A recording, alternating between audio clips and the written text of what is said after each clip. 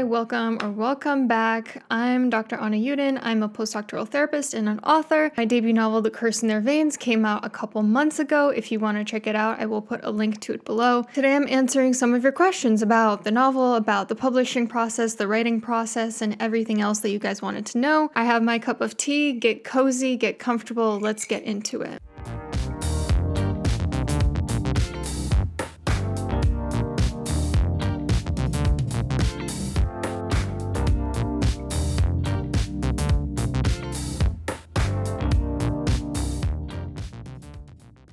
Also, I have one really exciting announcement. So as many of you know, I do have also a mental health journal that came out a few months ago, and a lot of you have been requesting an ebook version of it.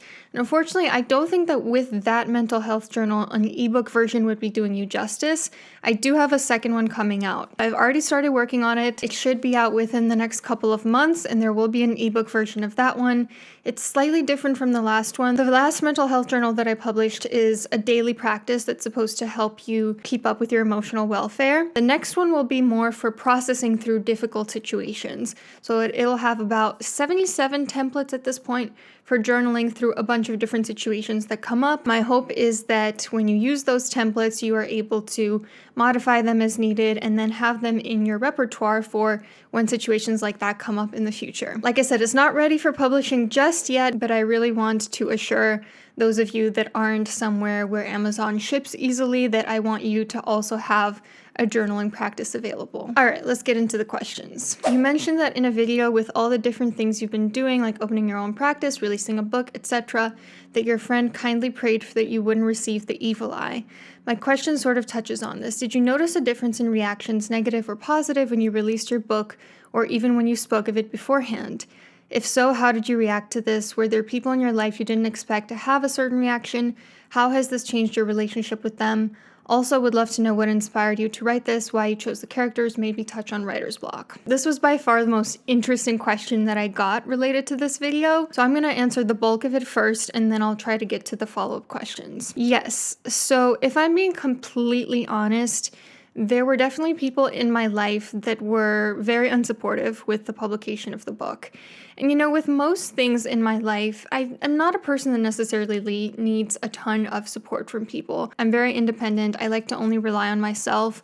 But when it came to my novel, there was nothing that I cared more about. This was the most important thing to me because, like I've talked about before, writing is the reason I live. It is the thing that I'm most in flow doing. So to see some people's reactions, it did change my relationships in some ways. It sort of augmented what was already there, and it made me see, hey, there's this person that when you publish a book literally doesn't even say congrats. And I mean like people that are supposed to be my best friends. It was really hurtful. But honestly, I'm glad that it happened because now I see where I stand with those people. And I have made some modifications to my relationships as a result of that. I think it's important to know where I stand with certain people. And it also has made me a little bit harder as a person. It's made me realize that I can't rely on even my closest friends' support, and I don't want to have to. Because it's made me realize people only really want to show support for something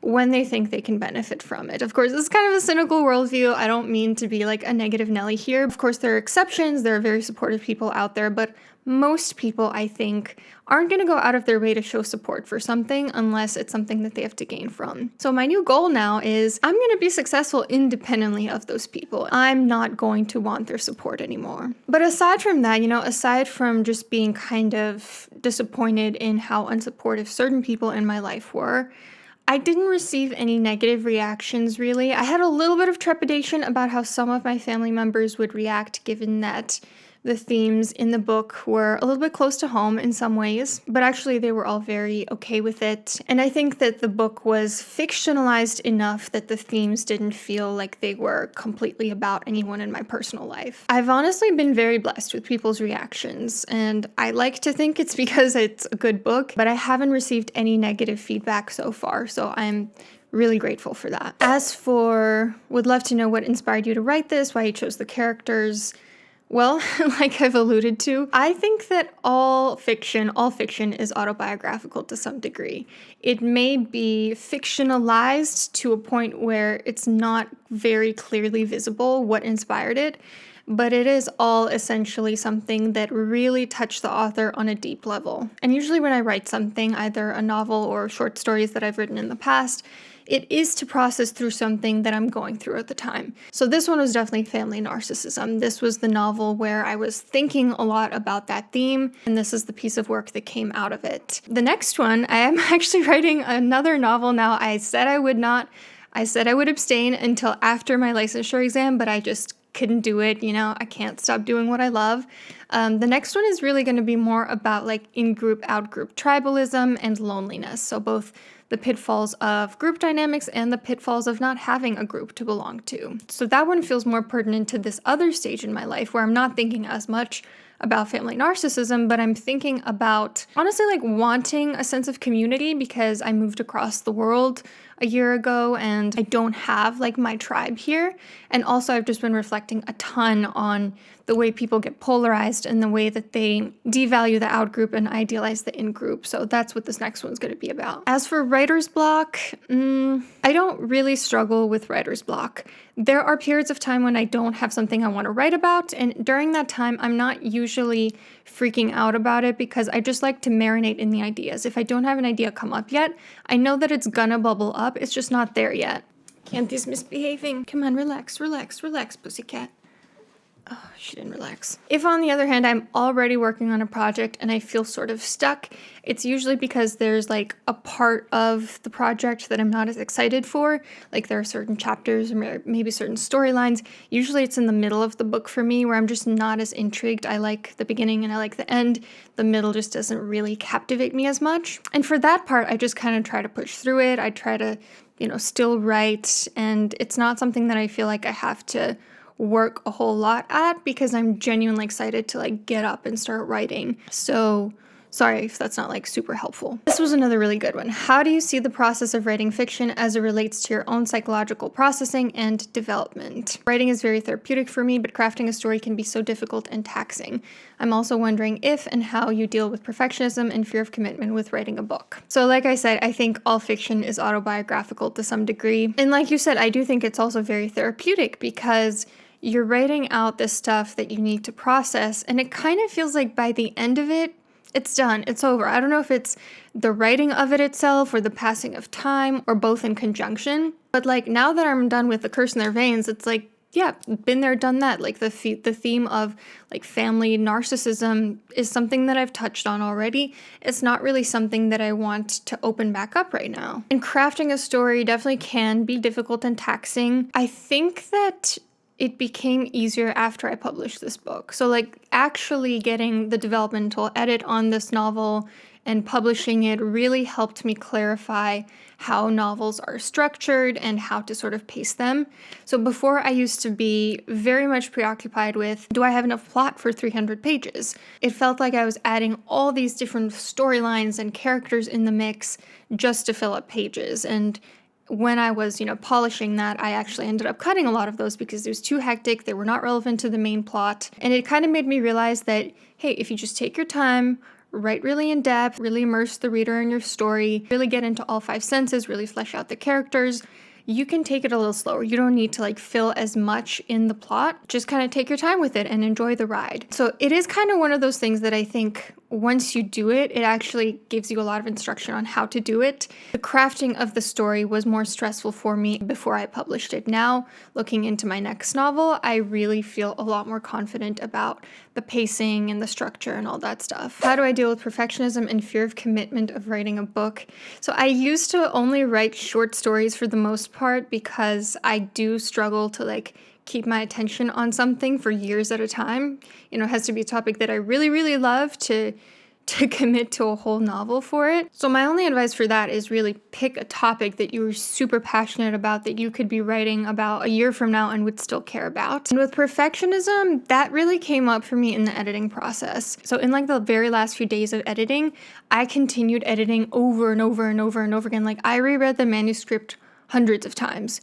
and my vision was getting blurry. I was really fatigued. I was tired of staring at my screen. I actually had to make myself sign a contract. I wrote on a piece of paper, if by Thursday you haven't submitted this to KDP, you're going to. And that's exactly what I did. I kind of held myself to that, and I said, okay, there could still be like minor mistakes out there, but I cannot keep doing this because every time there's something else that pops up. And there were a couple of mistakes that like made it through the cracks. And once my family read the book and pointed them out to me, I fixed them and I was like, okay, now I'm pretty confident that the book is perfect, so to speak, at least grammatically so. Is it perfect creatively? I don't think that exists, but I am pretty confident in my ability to write well. This one kind of ties in. How do you not let any negative self-doubt or sabotage get in the way of your creative work? Personally struggling with this. I'm sorry that you're struggling with that. It's a very common writing pitfall. I think it's better if you doubt yourself a little bit because so many writers are just very overconfident where, when they're querying to literary agents, they say like, my book is the next Harry Potter, my book is the next Colleen Hoover. Just kidding, no one would want to brag about that. So like, it's good to have like a little bit of humility, to be critical of your own work, to be receptive to feedback. The thing I will say though, if you're worried about making mistakes or not having a perfect piece of fiction, the best way to improve on that is to just do it, make mistakes, make an imperfect piece of fiction, and then learn from that. And I do feel that there was a lot that I learned from actually just doing the thing, submitting it for publication, that now I'm better equipped for the next time I go around. And for me, it was mostly to do with like marketing stuff, book marketing, but I think that could also really apply for the writing piece too. Do you have a clear vision on the book from the start, or does it slowly come into focus as you keep writing? It slowly comes into focus for me. Both novels that I've written, there was one that I haven't published that was just too personal. So that one and The Curse in Their Veins, I didn't know that they were actually going to be novels. I just started writing and one chapter turned into a novel. And I've never known like how the story was going to end. That's something that I kind of let myself decide in the moment and comes more intuitively to me. I don't really rigidly structure my novel either. Sometimes I'll do like a tentative outline, but it always gets modified in the end. From a psychological perspective, some would argue that when you're writing a piece of fiction, just like when you're dreaming, it's your unconscious coming through. And for me, that does feel true because sometimes I'll be like, God, I have no idea how this book is going to end because like quite the conundrum, right? It's kind of one of those things that you have to let come to you in the moment. And, whether or not you believe in this, like from a Jungian perspective, it's the collective unconscious, speaking to you in symbols, saying these pieces of ancestral wisdom that are a lot more valuable than if you were to just, very rigidly map out what's going to happen. A common trope is that most writers have to write 1 or 2 novels that don't get published before they get a success. How do you feel about this trope? Do you think it's accurate and helpful for setting expectations, or inaccurate and discouraging? I think there's variation. I think some people probably do well on their first go and others don't. For me, I do think it's true that I had one unpublished novel and I definitely learned from it. But also, like I said, it was just way too personal for me to actually publish under my name. There's also a ton of gatekeeping in the traditional publishing business. And so, yeah, then it could be inaccurate and discouraging in some cases, but I do think, again, it's true that, you learn a lot from actually writing the novel and getting it out there. And that is the most valuable piece of information that's going to set you up for success for the next book. What, if any, are some tropes you try to avoid or lean into when writing your story? What writers do you draw inspiration from? I really liked the part about what tropes do you like to lean into because it made me realize I love the crone trope.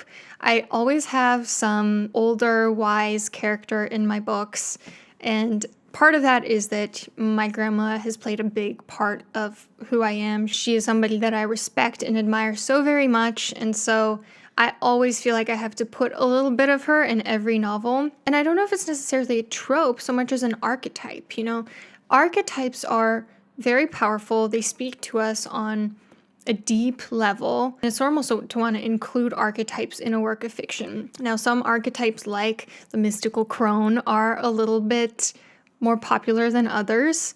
Does that mean that you can't do it well? No, I don't think so. I think it really speaks to us. And it's also a really good way of getting knowledge across from an older generation to the protagonist, instilling some sort of information to the protagonist that they need to know in order to resolve the central conflict. Tropes I try to avoid, let me think.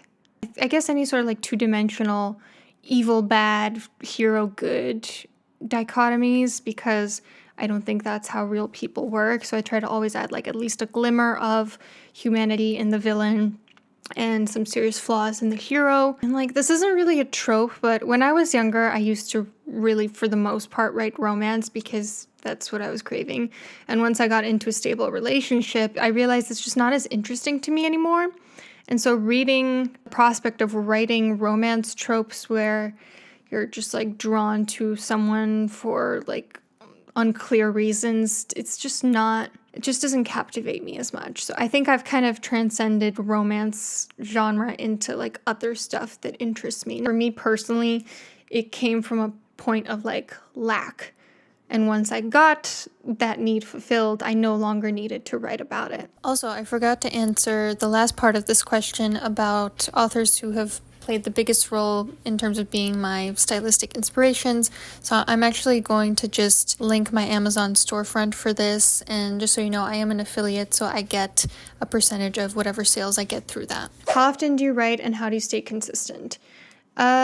If it were up to me, I would be writing pretty much every day, but because I have a ton of other responsibilities, because I've chosen like a different day career, I only really write when I'm in between things, when I don't have 9 to 5 or 8 to 5, when I'm on vacation. Now that I am fully self-employed, now that I have my own business and different parts of my own business, it's kind of a decision-making process of what I want to prioritize. So like I said, I was going to prioritize the psychologist licensure test, and I studied really hardcore for 1 month on that, and I'm going to be continuing to keep up with it, but now I've really slowed down because I don't know when they're going to approve me to take the test. So I figure there's no point in like front-loading the studying now if it could be in like 8 months when I take the test. So I've given myself more permission now to write, and I'm going to be trying to do that at least a few times a week, about 5 pages per day. How long was the writing process from conceptualization to the finished book? Did you write it in chronological order? At what point did you write the blurb? It is hard to say because, again, I was in grad school. I had like classes, dissertation, practicum, internship, applying to internship. There were a lot of things that happened in that like 1 to 2 year time span.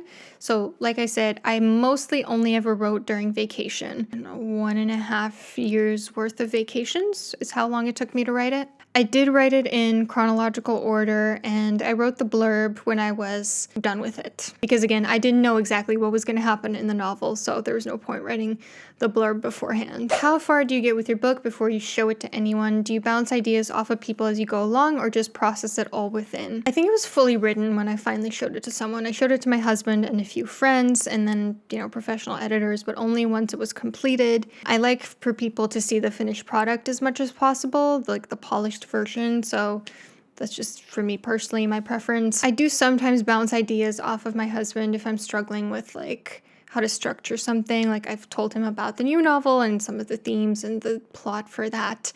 He's about the only person that I really talk to about that stuff. Planning on writing a book too? Did you write this book with the goal of publishing it, or was it just a passion project?